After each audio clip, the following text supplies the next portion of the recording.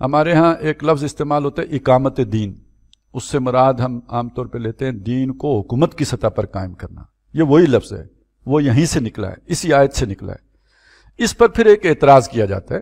وہ جیسے تعبیر کی غلطی کتاب لکھی علامہ وحید الدین خان صاحب نے، تو اس میں انہوں نے یہ اعتراض، جہاں اور اعتراضات ہیں تو یہ بھی ایک تعبیر ان کی عام طور پہ ہمارے روایتی حلقے سے بھی یہ اعتراض آتا ہے کہ یہ تو ایک بالکل نئی قسم کی تعبیر مولانا مودودی نے کر دی ہے اقامت دین کی. تو اس کو سمجھ لیجئے کہ یہ اقامت دین کا پہلے کیا مطلب لیتے تھے. ظاہر ہے اگر مولانا مودودی نے ایک نئی تعبیر کر دی ہے تو پہلے بھی تو کوئی اس کا مطلب ہوگا. تو اس کا مطلب ہوتا تھا دین کو قائم کرنے کا مطلب. میرے لیے دین کو قائم کرنے کا مطلب کیا ہے؟ میں نماز پڑھ رہا ہوں، میں روزہ رکھ رہا ہوں، میں عبادت کر رہا ہوں، اللہ کے حکم پر عمل کر رہا ہوں، میں نے اپنی اس وجود کی حد تک اللہ کا دین قائم کیا ہوا ہے، یہ اس کے اندر داخل ہے. یہ اس کا مطلب نہیں ہے کہ اب اس کی ضرورت ہی نہیں ہے، آپ نے بس ریاست کی سطح پہ دین قائم کرنا ہے، نیچے اس کی ضرورت. یہ مفہوم آپ کو پتا تھا، اس کو دوبارہ بتانے کی ضرورت تو نہیں تھی. ایک معلوم شے انڈرسٹوڈ ہے، اسے دوبارہ بیان کرنے کی ضرورت نہیں تھی. جو نہیں پتا تھا وہ کیا تھا کہ اس دین کا ایک تقاضا اپنے وجود کی حد تک ہے، اوکے، لیکن اس سے آگے بڑھ کر اپنے معاشرے کی حد تک بھی ہے. وہ آپ کو نہیں معلوم، وہ آپ کو بتانا ہے.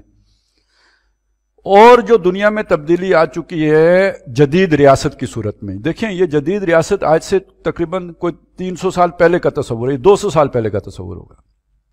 اس سے پہلے دنیا میں یہ ریاست کا تصور نہیں تھا جو آج ریاست ہے. اتنی مضبوط، مستحکم، محکم ریاست دنیا میں اس فرعون کی اقتدار بھی ایسا نہیں تھا، کیونکہ ریاست کا اپنے شہریوں کے اوپر اتنا اختیاری نہیں تھا. لوگ آزاد تھے. ایک بندہ ایک شہر سے نکل کے باہر نکل کے چلا گیا، اس نے بکریاں رکھ لیں، ریاست اس کے ساتھ کیا کرے گی؟ جب کبھی کوئی ہرکارا آئے گا تو وہ 2 بکریاں پکڑ کے لے آئے گا، اتنا ہی کر سکتی ہے، باقی وہ آزاد ہے. اب جب آپ کے ذرائع نقل و حمل بڑھ گئے، اب جہاں پہ انگریز سڑک لے کے پہنچ گیا اور جہاں ریلوے لے کے پہنچ گیا، وہاں اس کا آرڈر بھی پہنچ گیا، وہاں اس کا انتظام بھی پہنچ گیا، وہاں اس کی ایڈمنسٹریشن بھی پہنچ گئی، وہاں اس کا پٹواری بھی پہنچ گیا، وہاں اس کا تھانے دار بھی پہنچ گیا، اس گاؤں میں اس کا نمبردار بھی پہنچ گیا. آپ کی ساری زمینیں مارک ہو گئیں، ان کی نشاندہی ہو گئی، محکمہ مال کے پاس ان کا ریکارڈ آ گیا. اب آپ نے مالیے دینے ہیں. یہ جو تصور ہے ریاست کا، یہ تو پہلے کبھی بھی نہیں تھا بھائی. اب آپ ریاست کی مٹھی میں ہو.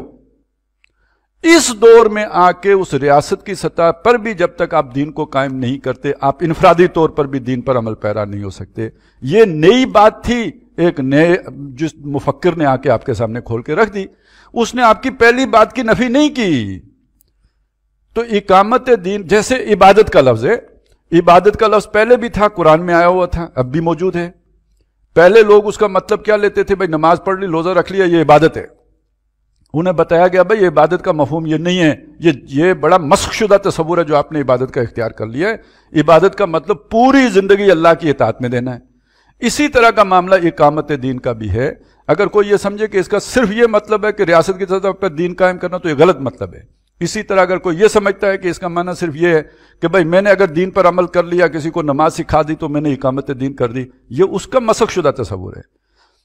اس کا کامل و جامع تصور یہ ہے کہ انفرادی سے لے کر اجتماعی سطح تک زندگی کا کوئی گوشہ اللہ کی اس شریعت سے جو اس دین سے نکالی گئی ہے، جو آدم علیہ السلام سے لے کے محمد رسول اللہ تک چلا آیا ہے، اس میں سے جو قانون تمہارے لیے بنایا گیا ہے، تمہاری زندگی کا کوئی شعبہ اس قانون سے باہر نہ رہے، سب اس کے اندر آ جائے. ادخلوا فی السلم کافہ، ہی اس کا مطلب ہے. یہ کامل عبادت یہ تبھی جا کے بنے گی، یہی اقامت دین ہے.